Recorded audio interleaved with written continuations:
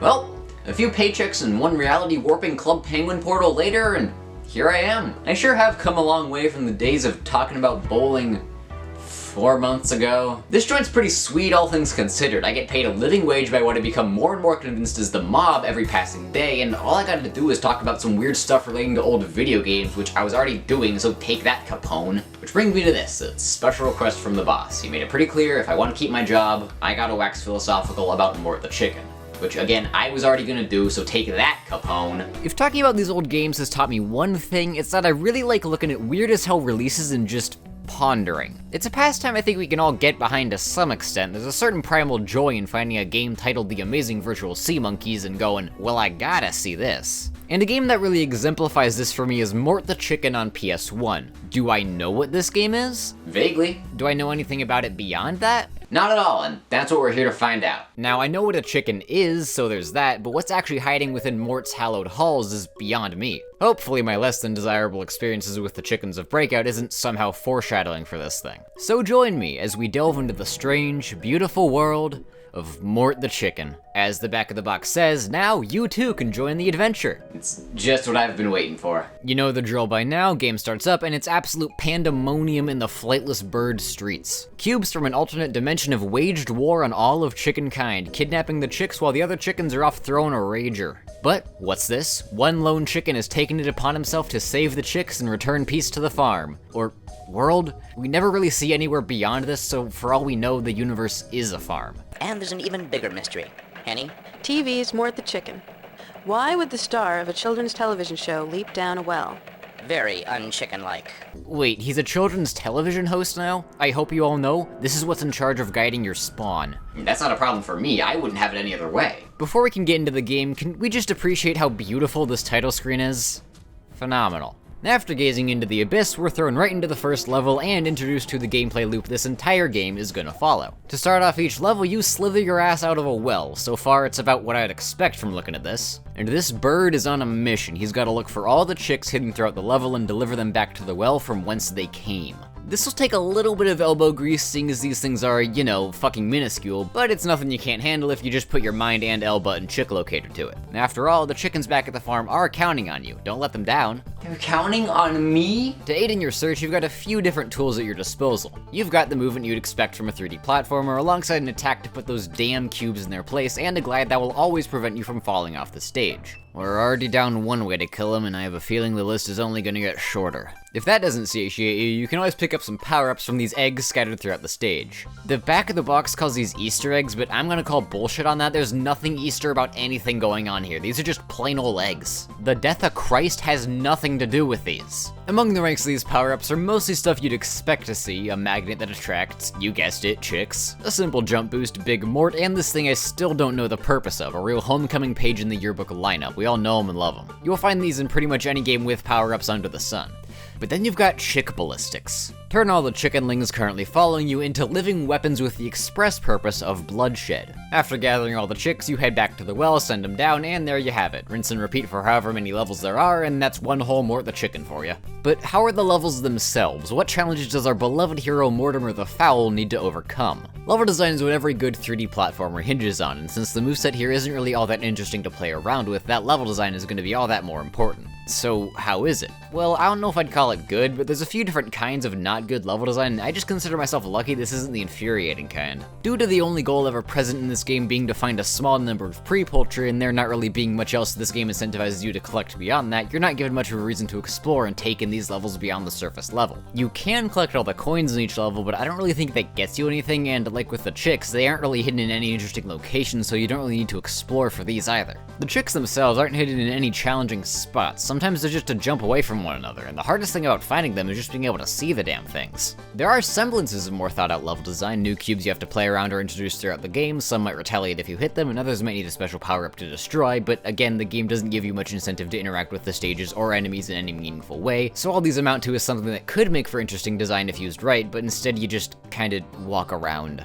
I do like how the cubes in the ice levels are given these little stilts to walk around on so they don't slide. That's pretty pretty fun. And the chicks here are all wearing little beanies as well, that's just adorable. I know it's a big cliche to complain about ice levels, so I really appreciate this game only really giving me positive things to remember them by. However, with the exception of the aforementioned ice levels, the rest of these levels aren't all that memorable. Half of them are just generic World 1-ass levels, which all just kinda blend together in my mind. Most I can say about them is that they give me this strange itch to talk about the PlayStation 1 and its impact on the gaming industry. There doesn't seem to be any rhyme or reason to when you take on each level either. Like here, you start up this level called Space Bridge. The name and epic music playing convey the message that shit's going down now. You beat that expecting the next level to continue this theming, but no, it's garden time.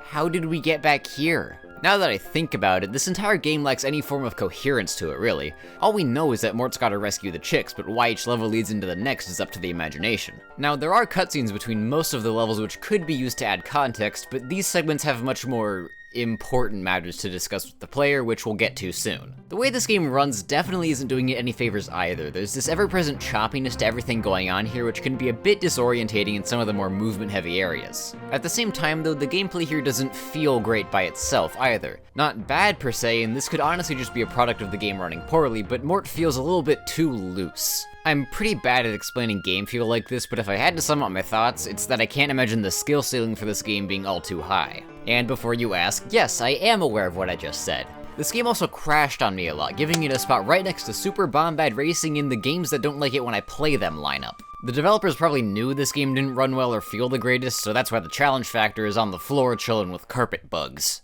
Now, I know this all makes it sound like I hate this game, like I want it to burn in the deepest pits of hell right alongside all the other bad games I've played, but I can't even really bring myself to dislike it, and that's for one simple reason. This game is just kinda here to do stupid shit, and I respect something that's just out to do stupid shit. So far, any talk on this game's actual story content aside from the basics has been sidelined in favor of discussing its, at best, subpar gameplay. Between each level, we're subjected to a cutscene that either reveals a little bit more about the plot or is just there to be funny. Now, could it have used these opportunities to give us a more comprehensive series of events? Yeah, definitely. Hell, even when it's talking about the plot, it's not really taking itself seriously at all. This is pretty much the only reason I kept going with this game, and the only reason I can see anyone else doing the same. The game clearly knows it's pretty dumb, so it rolls with it. This is Charles Chicken reporting live. I don't like being here. I'm frightened. Don't worry, that's normal. What's the situation there? It's not necessarily humor that everyone will be able to get behind. I can definitely see some people just finding it kinda annoying that with every level they have to watch a cutscene they don't like, and that's fine. I personally would call them cowards, but not everyone is born with the ability to pick up whatever it is Mort's putting down, so I understand. I know it's basically impossible to review comedy since it's all very subjective, but for what it's worth, this game did give me a few chuckles here and there. These squishy things have sent a ruthless commando, known as Mort the Chicken. At the core of all this insanity is the titular Mort. After being strapped into a rocket sled going 500 miles per hour, he fears nothing anymore. This is canon. Supposedly, he's a super chicken with superpowers, according to the box. But if this thing doesn't even know what an Easter egg looks like, then I don't really trust its assessment of chicken power levels. What's Mort doing that all these other guys can't? I guess a common talking point throughout this game's dialogue is the idea of bravery. This doctor guy talks about how chickens are naturally disposed to panicking in the face of danger, but Mort doesn't. Whatever else he is, Mort is a chicken. As a chicken, he is genetically hardwired for panic. By not panicking, he's betrayed his chicken nature, and by extension, us.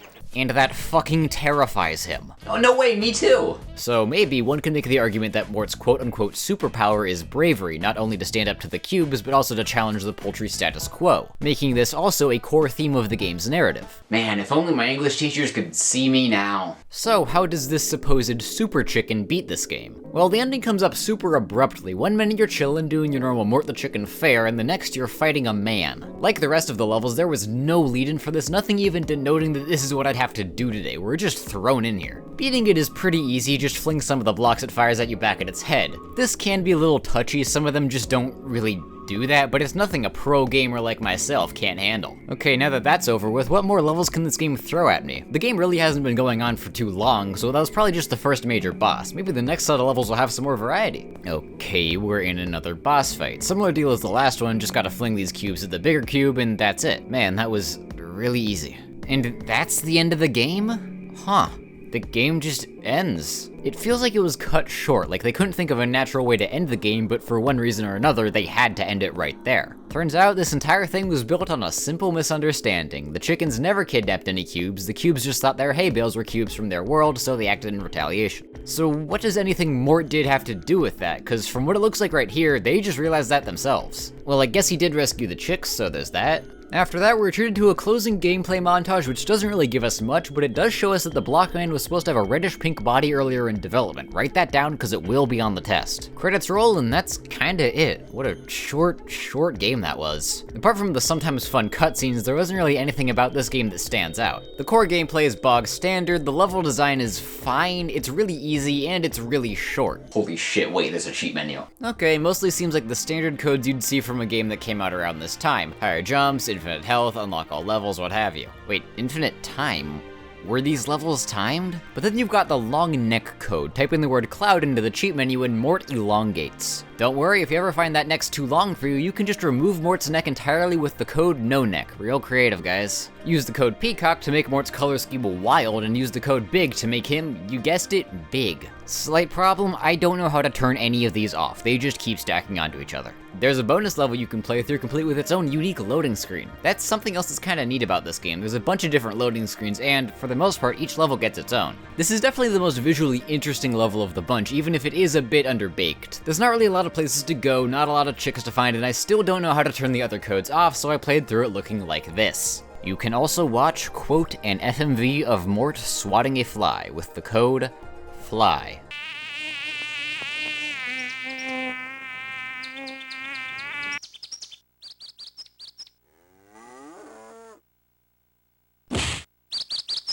Cinema. If this game's humor wasn't enough for you, you can undertake 5 of this game's joke onslaughts. They're all really lame chicken-based puns delivered by the iconic Dr. Cockerel. Why did the chicken cross the road halfway? She wanted to lay it on the line. I don't get it. As expected, these cheats are pretty fun to mess around with. That's something I really wish games didn't stop doing. Well, that's Mort the chicken for you. Not really sure why the boss wanted me to take a look at this thing. It's really nothing special, just a below-average 3D platformer with some hit-or-miss comedy. But my understanding of what this thing is still pretty limited. Yeah, I played it, but the mysteries of the universe rarely reveal themselves so easily, so why don't we look a bit more into this thing? First things first, this game seems to have been developed by And Now. Can't say I recognize the name, but I can't really say I recognize most smaller game company names, to be honest. Although it was published by Crave Entertainment, I recognize you. Ew. There's a really easy joke I can make here about this name, but I'm sure many other internet reviewers have already done that, and so did I with this thing. So I won't. I can only seem to find one other game that And Now even helped with development on, that being Tiny Tank, also on PlayStation, but with this game they share a credit with Appaloosa Interactive. Good old Mort over here seems to be their only completely independent joint. What a legacy. They don't even have a Wikipedia page, someone's gotta get on this. Why are you looking at me? I'm not gonna do it. Critical reception seems to have been pretty abysmal regarding this thing too. I found this old review in a US PlayStation magazine which just goes off on it. Granted, I don't think I can consider this much of a review as it doesn't really do anything to discuss the actual game. Yeah, the game isn't very good, but it at least deserved a more balanced review than this. It really overblows this game's problems in my opinion. Yeah, the camera isn't great, but for the most part it functions about how you would expect it to. Nothing that's gonna make you dizzy, that's for sure. I can get not liking the humor, but calling it forced just feels overly negative. If anything, I'd say the humor is the most natural part about this whole game. It almost feels like it's the entire reason it was made. Yeah, the story's nonsensical, but it's not hard to piece together. It gives it to you pretty straight, and it's fuck it, let's just do whatever we want. Nature is part of the fun. Well, while we're at it, we might as well see what else is in this issue. Holy shit, the same guy reviewed Persona 2 Eternal Punishment the page before. That had to have been one weird week in the office. That is definitely enough beefing with a 24-year-old review for a lesser-known PS1 game for one day, though. Well, at the end of the day, Mort the Chicken still isn't anything to write home about. It was pretty poorly received when it came out, generally just flew under the radar, and was the only notable thing the developer ever really did. So I ask again, why did the boss give me this game of all things to talk about? I guess I could ask him, but I really don't know where to find him. Well, I just thought it was funny. Oh, there you are.